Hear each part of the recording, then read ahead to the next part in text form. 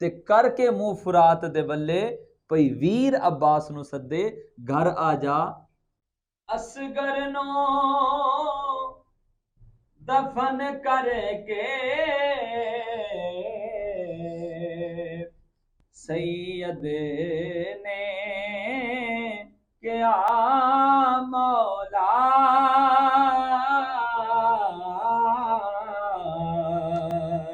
حالانکہ تربیت کا مرحلہ دنیا میں آتے ہیں تو شروع ہوتا ہے لیکن ان کی تربیت تو سو اصغر جے افضل ہے کل جہاں سے گھرانہ حسین کا، نبیوں کا تاجدار ہے نانا حسین کا، ایک پل کی تھی بس حکومت یزید کی، صدیاں حسین کی زمانہ حسین کا۔ السلام علیکم ناظرین سامعین، محرم الحرام کے اس خصوصی پروگرام کے ساتھ میں ہوں آپ کا میزبان عصمت جنجوعہ۔ ناظرین، آج میں بات کروں گا محرم الحرام کے اس خصوصی ٹاپک کے ساتھ۔ میرے ساتھ جو آج گیسٹ موجود ہیں اسٹوڈیو میں، وہ کسی تعارف کے محتاج نہیں، سیالکوٹ سے تشریف لائے ہیں جناب صاحبزادہ سید فیض الحسن شاہ بخاری صاحب۔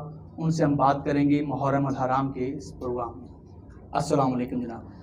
وعلیکم السلام ورحمۃ اللہ۔ سب سے پہلے تو شاہ صاحب آپ کا بہت شکریہ کہ آپ اپنے قیمتی وقت میں سے یہاں پہ ایک ٹائم نکال کے پہنچے اور آج ہمارے اس پروگرام میں ہمارا ساتھ دیا۔ الحمدللہ، میں بڑا شکر گزار ہوں آپ کا کہ آپ نے حکم فرمایا اور میں آپ کے حکم پہ عمل کرتے ہوئے آپ کے پاس حاضر ہوا ہوں۔ اللہ آپ کو سلامت رکھے اور جو دین کی خدمت آپ کرتے ہیں اس میں اللہ آپ کو للہیت اور خلوص عطا فرمائے۔ اور میرا جو سفر کرنا اتنی دور سے آپ کے حکم پہ عمل کرتے ہوئے آنا، یہ میرے لیے بھی اللہ ذریعہ نجات اور سعادت کا سبب بنا۔ بہت شکریہ، آپ کا آنا ہمارے لیے باعث فخر ہے۔ اچھا شاہ صاحب، آج کے اس پروگرام کا ہمارا جو ہے وہ محرم الحرام کے حوالے سے ہے۔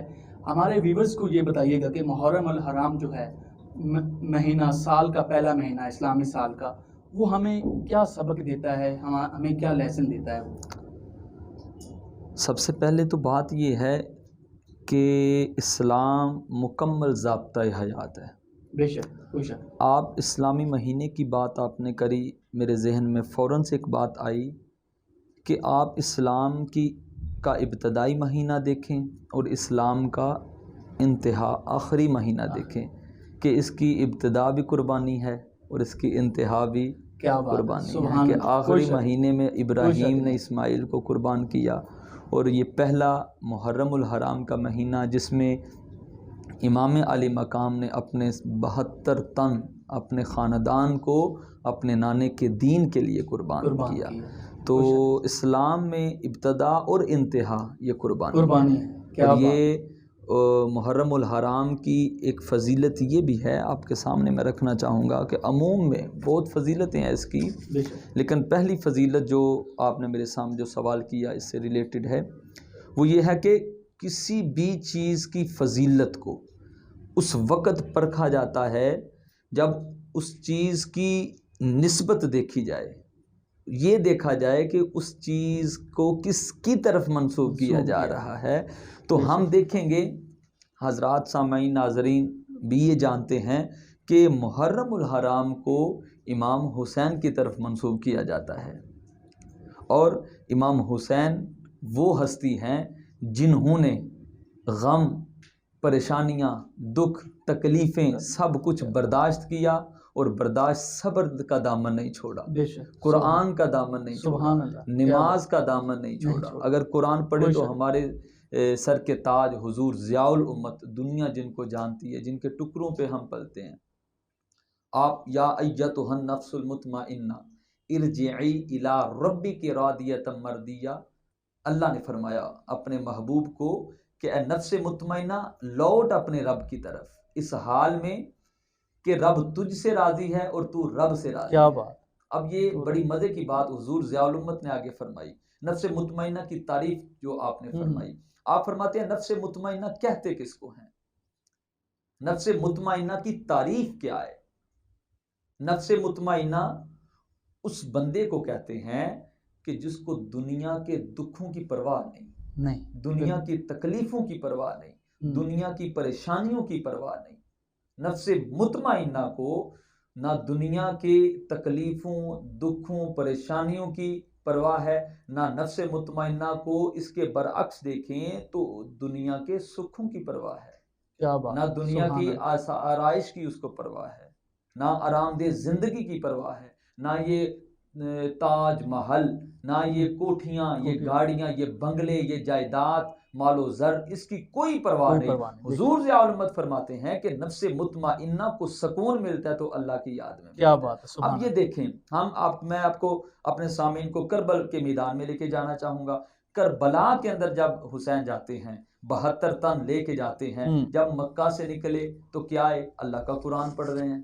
مدینہ سے نکلے ہیں، اللہ کا قرآن پڑھ رہے ہیں۔ اگر کربل کی طرف سفر کی کر رہے ہیں، اللہ کا قرآن پڑھ رہے ہیں۔ اگر رستے میں مصیبتیں آئی ہیں، اللہ کا قرآن پڑھ رہے ہیں۔ تکلیفیں آئی ہیں، اللہ کا قرآن پڑھ رہے ہیں۔ کربل میں ڈیرے لگائے ہیں، کوفی لا یوفی، کہا جا رہا ہے قرآن کا دامن نہ چھوڑو، نماز کا دامن نہ چھوڑو، حلال حرام میں تمیز رکھو۔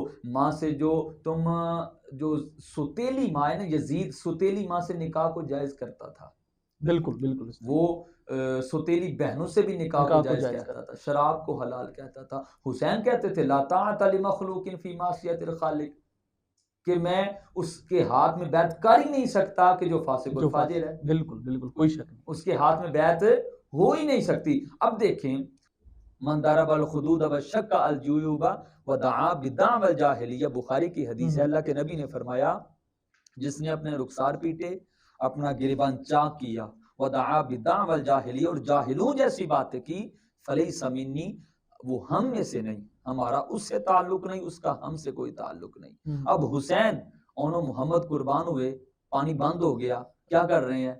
کوئی واویلا کیا، کوئی کسی کو برا بلا نہ، کیا کیا؟ اللہ کا قرآن پڑھا۔ اب آگے بات کو لے کے جاتا ہوں، آپ نے جس وقت انہوں محمد کو لے کے ہیں، دفن کیے، اللہ کا قرآن پڑھ رہے ہیں، ویر عباس جا رہا ہے، اللہ کا قرآن پڑھ رہے ہیں، ننا علی اصغر قربان ہوا، اللہ کا قرآن پڑھ رہے ہیں، علی اکبر قربان ہوا، اللہ کا قرآن پڑھ رہے ہیں، اس کا لاشا اٹھا کے کندھے پہ واپس آ رہے ہیں خیموں میں، اللہ کا قرآن پڑھ رہے ہیں۔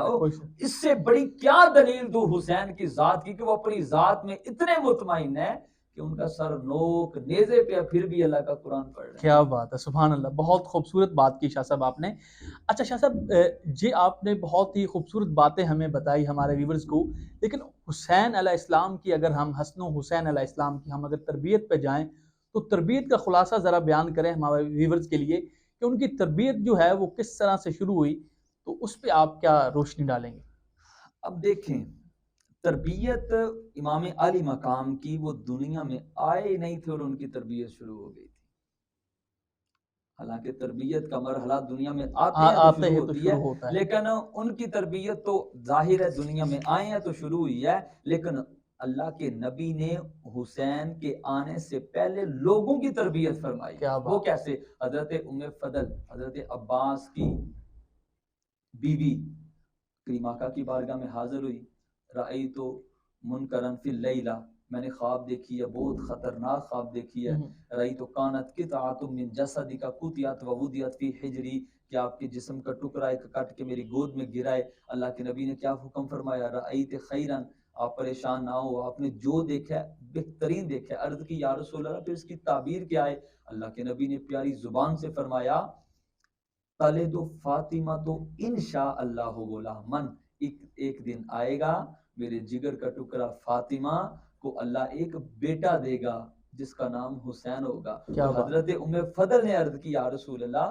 وہ جو ٹکڑا کٹ کے میری گود میں گرا ہے اس کا کیا مطلب ہے؟ تو آپ نے کیا حکم فرمایا؟ آپ نے فرمایا اس کا مطلب یہ ہے، اس کی تعبیر یہ ہے کہ انشاءاللہ وہ جو میرا نواسا حسین اور میری بیٹی کا بیٹا حسین ہوگا وہ اللہ آپ کی گود کو بھی عطا فرمائے۔ سبحان اللہ، کیا بات، کیا کہنا۔ چچی جان کی تربیت ہو رہی ہے، حسین آئے نہیں، اعلان پہلے ہو گیا، کیا بات۔ اب جب آپ آ گئے ہیں تو پھر تربیت کیسے فرمائی؟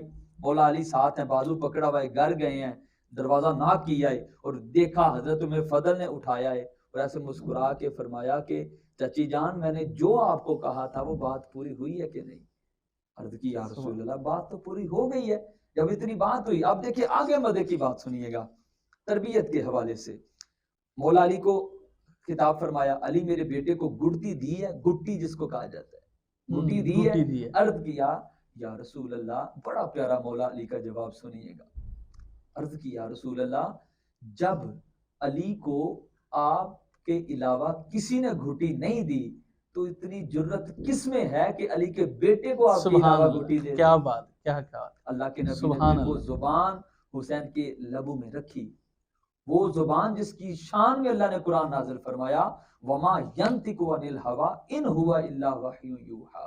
یہ عام زبان نہیں, یہ وہ زبان ہے جس میں یا خدا بولتا ہے یا مصطفیٰ بولتا ہے. سبحان اللہ. تو یہ تربیت کے پیدا ہوتے ہی اللہ کے نبی نے تربیت شروع ہوگی. نبی پاک صلی اللہ علیہ وسلم نے تربیت اس طرح سے کی